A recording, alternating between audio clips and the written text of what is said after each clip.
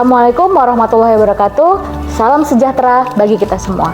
Perkenalkan, nama saya Tasya Khairunapane dan saya adalah dosen di Program Studi Agribisnis Fakultas Pertanian Universitas Sumatera Utara.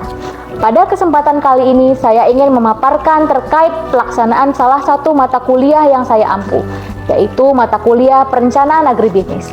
Pemaparan ini dibuat dalam rangka unjuk kerja Tridharma Perguruan Tinggi dalam bidang pendidikan dan pengajaran. Dalam menyampaikan mata kuliah ini, saya menggunakan metode Delivery, Interaction, dan Assessment atau DIA. Melalui pendekatan delivery, saya menyampaikan berbagai materi sesuai dengan rencana pembelajaran semester kepada peserta didik. Kemudian melalui pendekatan interaction, saya berinteraksi dengan peserta didik selama proses belajar mengajar, dan melalui pendekatan assessment, saya mengukur kinerja peserta didik selama proses belajar mengajar secara objektif. Sebelum saya menjelaskan pelaksanaan ketiga pendekatan tersebut, izinkan saya mendeskripsikan secara singkat apa yang dibahas di dalam mata kuliah Perencanaan Agribisnis. Mata kuliah ini merupakan mata kuliah wajib bagi mahasiswa semester 4 di program studi agribisnis dengan bobot 3 SKS. Mata kuliah ini hadir untuk membekali para lulusan agribisnis Universitas Sumatera Utara dalam mengaplikasikan berbagai teori yang telah dipelajarinya untuk menyusun sebuah perencanaan agribisnis dalam bentuk dokumen yang dapat digunakan sebagai bekal pendirian dan pencarian sumber permodalan agribisnis. Bisnis plan yang kuat dibutuhkan untuk menarik dan menimbulkan kepercayaan dari investor dengan menunjukkan bahwa suatu agribisnis layak untuk dijalankan, membuktikan ide agribisnis terencana dengan baik, benar, dan layak untuk dijalankan, serta memetakan jalannya agribisnis secara jelas, menentukan area agribisnis dan target pasarnya, menciptakan target agribisnis dan tenggat waktu pencapaiannya, membantu mendapatkan pendanaan tambahan dengan meyakinkan peminjam dana, mempelajari pasar dan membantu pemilik agribisnis memposisikan usahanya di dalam pasar dan memasarkan produk, memberikan gambaran tentang seberapa besar dana yang dibutuhkan untuk mewujudkan rencana agribisnis, dan akhirnya memantau dan mengevaluasi apakah agribisnis yang dijalankan telah sesuai dengan apa yang direncanakan atau tidak demi kelancaran agribisnis tersebut. Mata kuliah ini muncul karena berdasarkan hasil tracer study yang sudah dilakukan, mayoritas bidang pekerjaan yang menampung alumni program studi agribisnis bergerak dalam bidang industri jasa yang menunjang dalam pelaksanaan sistem agribisnis. Hasil survei menunjukkan bahwa pengetahuan yang paling diinginkan mahasiswa adalah ilmu kewirausahaan sebesar 78,8%, ilmu manajemen sebesar 75,9%, sementara pengetahuan yang menjadi kekuatan alumni adalah ilmu manajemen sebesar 71,4%.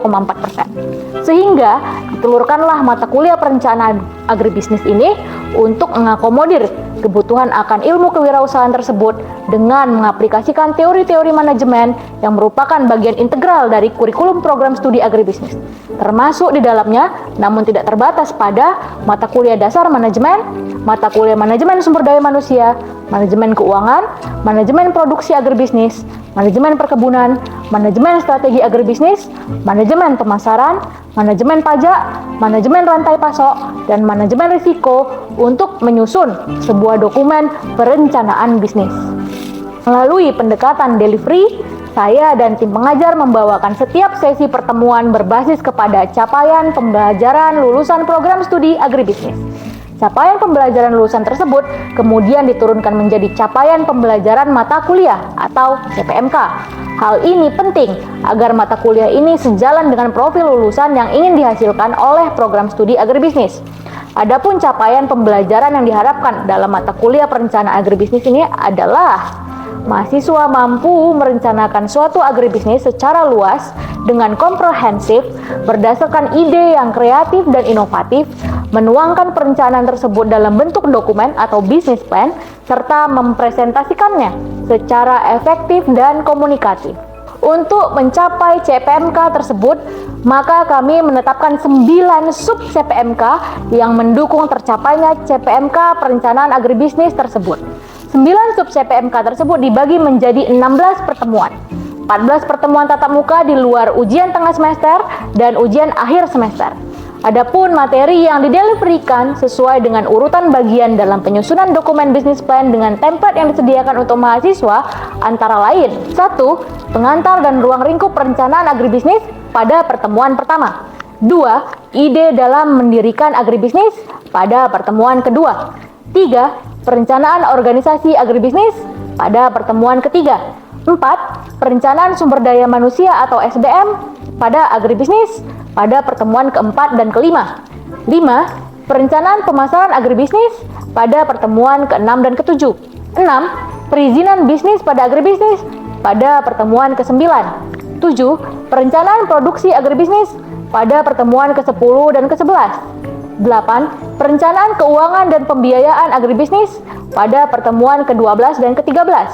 9. Merumuskan dokumen perencanaan bisnis atau bisnis plan dan mempresentasikannya pada pertemuan ke-14 dan ke-15. Di dalam tim pengajar, saya berkontribusi dan bertugas untuk menyampaikan materi perencanaan pemasaran agribisnis sebelum ujian tengah semester, dan kemudian materi terkait perencanaan keuangan dan pembiayaan agribisnis setelah ujian tengah semester dengan total 4 pertemuan. Bahan-bahan referensi yang saya gunakan di dalam mata kuliah perencanaan agribisnis cukup beragam. Di antaranya ada buku bisnis plan, teknik membuat perencanaan bisnis dan analisa kasus, buku perencanaan dan pengembangan bisnis, buku pengantar bisnis, buku manajemen agribisnis, buku A Concept of Agribisnis, buku manajemen sumber daya manusia, buku strategi pemasaran, buku manajemen produksi dan operasi, dan juga buku penganggaran. Seluruh buku tersebut terkait dengan mata kuliah manajemen yang diberikan di program studi agribisnis. Itulah seluruhnya pendekatan delivery yang saya gunakan di dalam mata kuliah perencanaan agribisnis untuk menyampaikan segala pengetahuan kepada mahasiswa secara baik. Selanjutnya, kita akan membahas mengenai pendekatan interaction, yaitu bagaimana saya bisa berinteraksi dengan peserta didik selama perkuliahan agar proses belajar mengajar terlaksana dengan baik. Saya berinteraksi dengan mahasiswa baik di dalam maupun di luar kelas dengan prinsip Student Centered Learning atau SCL. Metode ini menekankan kepada partisipasi aktif mahasiswa dalam proses belajar mengajar. Beberapa teknik interaksi yang saya gunakan antara lain: 1. Kuliah interaktif, yaitu menyajikan materi melalui metode ceramah dengan menyisipkan pertanyaan-pertanyaan pemicu untuk merangsang dan melatih mahasiswa berpikir analitik dan percaya diri dalam mengutarakan pendapatnya. Penyampaian materi dilakukan yaitu dengan menampilkan materi dalam bentuk slide PowerPoint, dan kemudian saya mengajak mahasiswa untuk dapat berpartisipasi aktif melalui sesi tanya jawab di dalam perkuliahan. Selanjutnya, yang kedua adalah diskusi kelompok kolaboratif, yaitu dengan membagi mahasiswa untuk berdiskusi dan bekerja sama di dalam kelompok-kelompok kecil yang terdiri dari 3-4 orang untuk menyusun bisnis plan dan kemudian mempresentasikannya di akhir perkuliahan. Pemilihan kelompok presenter akan dilakukan secara acak dengan memanfaatkan software random picker, dan semua anggota kelompok harus mendapatkan bagian untuk mempresentasikan hasil diskusi. Hal ini bertujuan agar mahasiswa benar-benar serius dalam berdiskusi, sehingga nantinya mahasiswa dapat lebih percaya diri dalam mengembangkan pola pikirnya yang aktif dan kritis mengenai ide-ide bisnis. Yang terakhir dan ketiga adalah pembelajaran mandiri dan kooperatif berbasis project, yaitu mahasiswa diberikan tugas mandiri untuk membuat resume atau ringkasan tentang materi pembelajaran dengan contoh yang aplikatif, dan kemudian mengerjakan proyek kelompok untuk menyusun dan membangun sebuah bisnis plan yang kuat, serta membuat materi presentasi dan video yang menarik untuk menyajikan bisnis plan tersebut agar mampu menarik perhatian investor. Platform teknologi yang saya adopsi di dalam kegiatan belajar mengajar untuk meningkatkan efektivitas interaksi dengan mahasiswa adalah chat grup WhatsApp yang bisa digunakan untuk diskusi dan kolaborasi mahasiswa secara real time, serta sebagai sarana untuk meningkatkan komunikasi interaktif antara saya dan mahasiswa melalui teks dan voice chat. Kemudian ada Google Form, Google Drive, dan Google Docs yang digunakan untuk mengumpulkan dan mengecek tugas mahasiswa secara lebih efektif. Dan ada juga aplikasi Canva untuk membuat presentasi yang lebih interaktif dan menarik. Dengan ini, mahasiswa dapat terus berpartisipasi aktif dalam kegiatan belajar dan mengajar. dan pengalaman belajar tersebut akan mampu memberikan pemahaman yang lebih baik dan juga peluang untuk memanfaatkan ilmu yang diberikan dengan lebih baik oleh mahasiswa. Setelah itu, ada pendekatan asesmen, yaitu bagaimana cara saya bisa mengukur kinerja peserta didik seobjektif mungkin, sesuai dengan performa yang mereka tunjukkan selama proses belajar mengajar yang berlangsung. Saya melakukan proses asesmen yang transparan dengan menyampaikan kepada mahasiswa sebelum perkuliahan dimulai mengenai seluruh poin yang akan dinilai selama berlangsungnya perkuliahan. Poin-poin ini termasuk di dalam kontrak perkuliahan yang disajikan pada pertemuan pertama perkuliahan. Dengan transparansi penilaian, mahasiswa diharapkan mampu untuk mengoptimalkan kinerja mereka dengan lebih baik di dalam perkuliahan. Selain itu, pengukuran kinerja mahasiswa juga didasarkan kepada sub CPMK yang ingin dicapai di dalam mata kuliah ini. Sehingga mata kuliah ini memiliki berbagai metode evaluasi sesuai dengan sub CPMK yang ingin ditanamkan kepada mahasiswa. Bentuk evaluasi yang kami lakukan sebagai tim teaching di dalam satu semester dalam kegiatan belajar mengajar antara lain yang pertama adalah dengan menilai umpan balik hasil tugas dan diskusi pada sesi sinkronus sebesar 5% di dalam setiap pertemuan dengan total 60%. Kemudian yang kedua adalah melalui presentasi bisnis plan dengan nilai 10%. Dan kemudian ada video bisnis plan dengan bobot nilai sebesar 10% dan ujian tengah semester 10% dan ujian akhir semester sebesar 10%.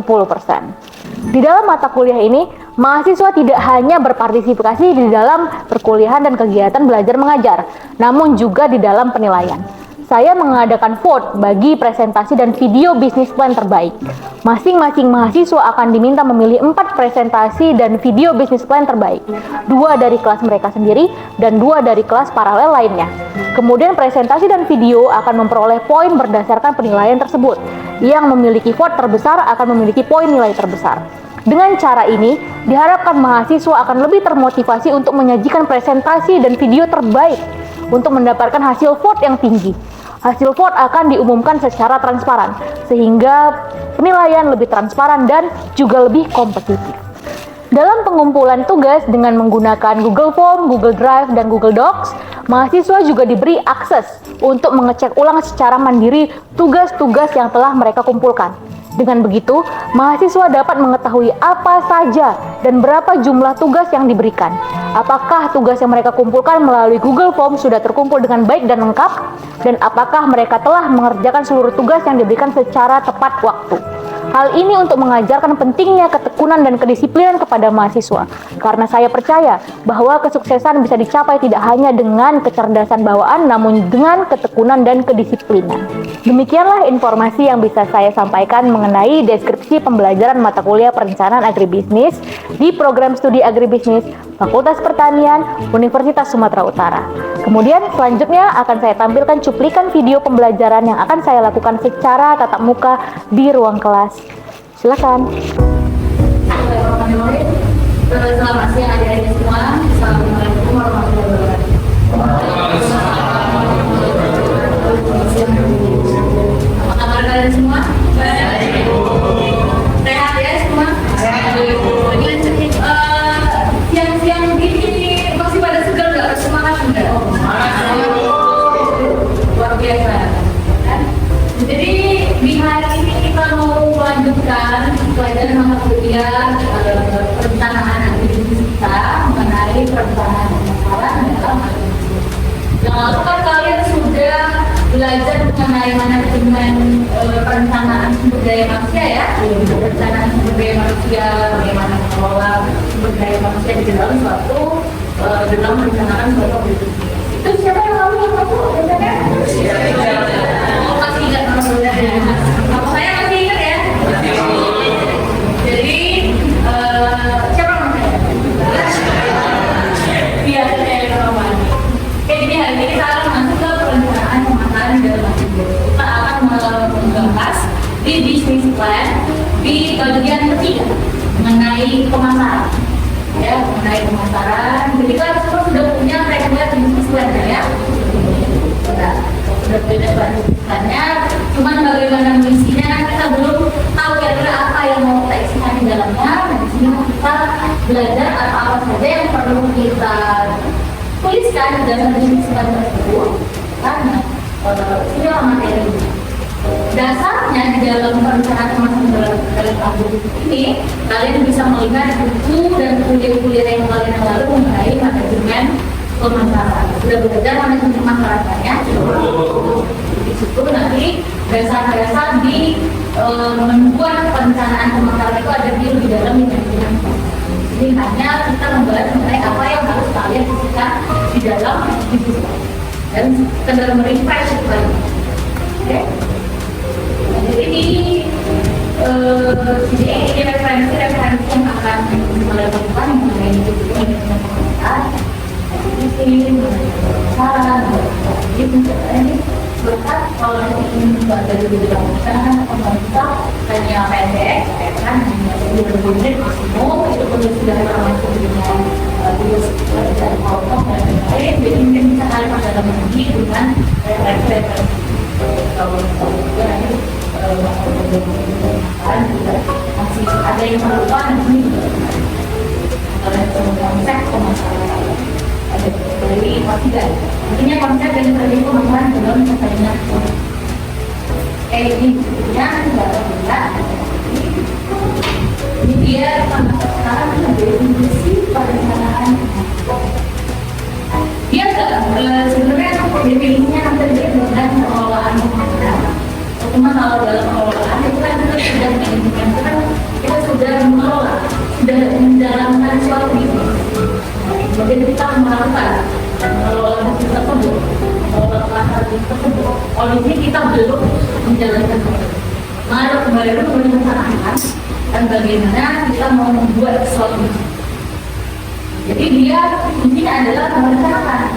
Perencanaan pemasaran adalah proses membuat rencana distribusi produk atau layanan perusahaan kepada pelanggan dalam rangka memenuhi kebutuhan pelanggan untuk mencapai tujuan yang jadi kita mau menyampaikan produk tersebut kepada pelanggan untuk mencapai tujuan. Ya. Kalau misalnya tidak ada yang mau kita sampai, kan nggak perlu sampai kita repot-repot melakukan pemasarannya. Itu tadi dilakukan untuk mencapai tujuan. Ada yang tahu tujuan apa yang mau kita capai di sini? Kalau kita silakan sebutkan namanya. Saya keluar dengan tujuan dari perusahaan itu untuk memaksimalkan profit. Profit, kenapa itu profit dulu?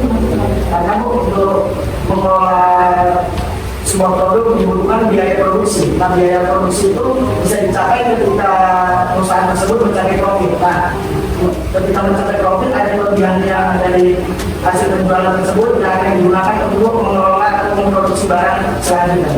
Oke, bagus sekali hari ini. Jadi sudah paham kira-kira apa tujuan perusahaan. Memang, jadi dalam kita melakukan suatu bisnis, ya, kalau ini kan ada agribisnis ya, tujuannya pasti adalah untuk mencapai.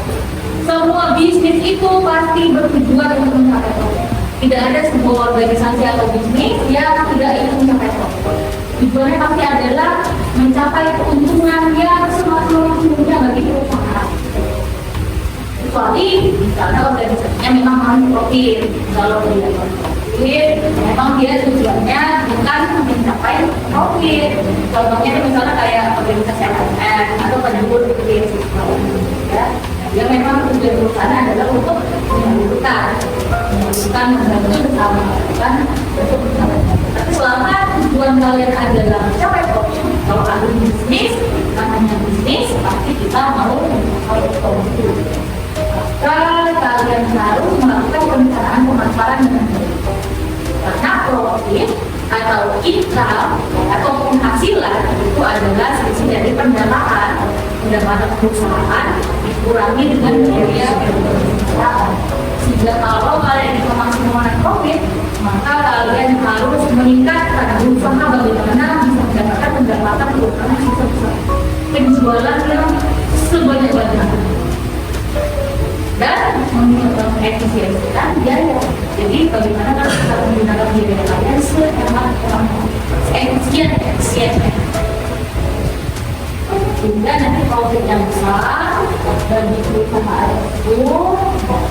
Jadi perencanaan pemasarannya harus betul-betul bagus supaya penjualannya besar. Dengan adanya pemasaran nanti bisa diketahui lah produk kalian oleh pelanggan, jika pelanggan kalian bisa memenuhi kebutuhan. Oke, ini kita lanjut. Ini lagi cakupan pemasaran. Jadi di bisnis kalian itu juga ini harus semua kalian tanyakan bagaimana menggunakan produknya, bagaimana mendistribusikan, bagaimana menjualkan, ada produk, penjualan pribadi, dan kemudian bagaimana komunikasi.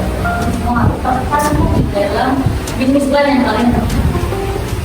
Karena bisnis plan adalah kunci dari keberhasilan berjalannya suatu bisnis. Sebelum kalian menjalankan suatu bisnis, buatlah bisnis plan yang baik sehingga nanti waktu menjalankan bisnis kalian sudah tinggal menjalankan yang boleh dilakukan dengan baik di dalam bisnis plan tersebut.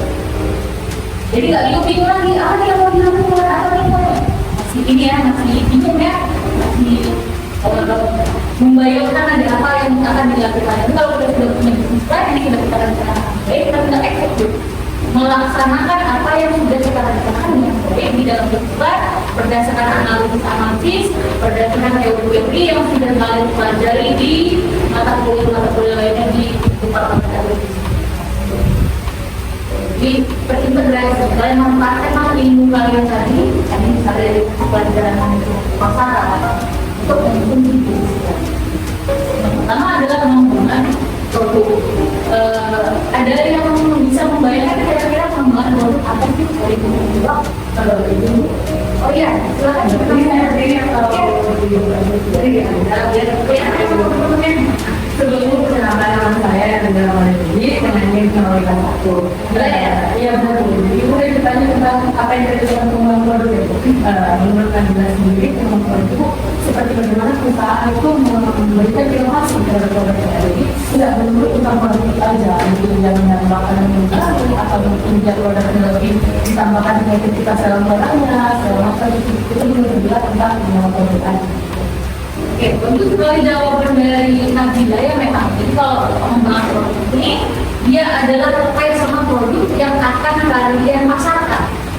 Nah, ini dia harus pertama. Ada di sini di atas di bisnis plan itu ditempel kemudian dimulai pertama.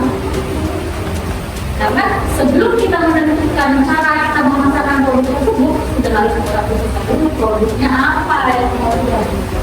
Karakteristik produknya itu seperti apa? Kan nanti kaitannya itu kepada konsumen yang mau kita sasar. Pada konsumen yang kita sasar, kan nggak mungkin kita misalnya memproduksi susu untuk tubuh badan gitu ya, dikasih sama anak gadis gitu ya, anak gadis yang belum menikah ya karena produksinya mau susu langsung badan dengan tubuh badan. Banyak itu kaitannya nanti akan kepada siapa target, bagaimana cara memasarkan. Jadi yang pertama, produk apa yang mau kalian kembangkan, karena bagaimana inovasi-inovasi, kreativitas yang kalian gunakan di dalam membuat produk tersebut. Jenisnya apa? Kemudian misalnya kalau dari pertanian, ya cara penyajiannya. Sayur-sayur organik, bagaimana supaya sayur itu lebih menarik, terlihat lebih segar. Jadi ada suatu inovasi yang kalian lakukan dengan produk atau kemampuan bentuknya itu organik dan bentuknya peta, bentuknya hati, melon bergambar bunga. Jadi itu yang kalian akan ditemukan produk apa yang mau kalian jual dan kemudian jadi apa, inovasi apa yang kalian sedang dukung, kreativitas apa. Terus itu setelah kalian kembangkan produknya, selanjutnya adalah masuk ke penetapan harga. Jadi udah tahu dulu nih produknya, baru kita tentukan harganya. Dalam harganya dulu, baru produknya. Kita belum tahu dalam melakukan inovasi itu kan berapa modal yang kita perlukan untuk mengembangkan dan menciptakan produk tersebut, mewujudkan produk tersebut. Jadi udah kita tahu nih produknya, baru kita tahu harganya berapa, biayanya supaya kita bisa mewujudkan produk tersebut.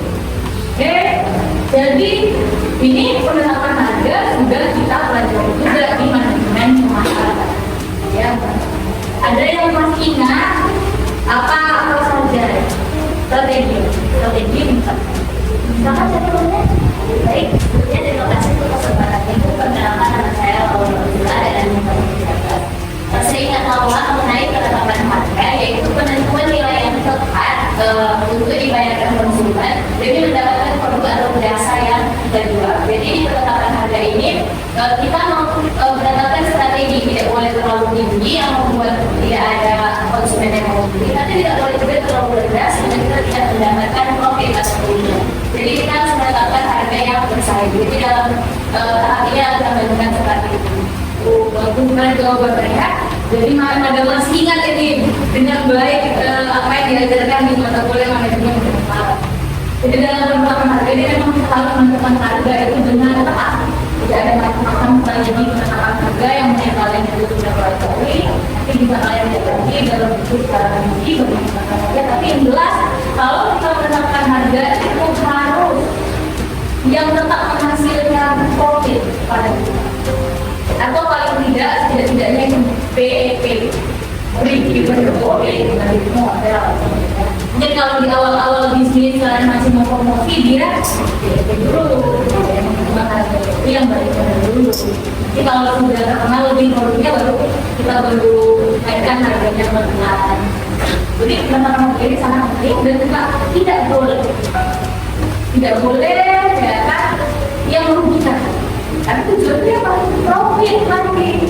Kalau kalian melakukan harganya di bawah misalnya biaya yang kalian gunakan untuk mengembangkan produk tadi, ya gimana kita mau profit? Jadi dalam mengembangkan produk kita harus rasional juga berapa biaya yang kita gunakan untuk mengembangkan produk tersebut, baru kita tentukan harganya yang masih bisa menghasilkan profit dan kita. Ya ada strategi. Oke, jadi yang terakhir adalah fungsi harga markup ini digunakan untuk menyamai harga pesaing dan melakukan kegiatan promosi. Sudah, demikian dulu kita hari ini. Terima kasih. Ada yang mau ditanya masih?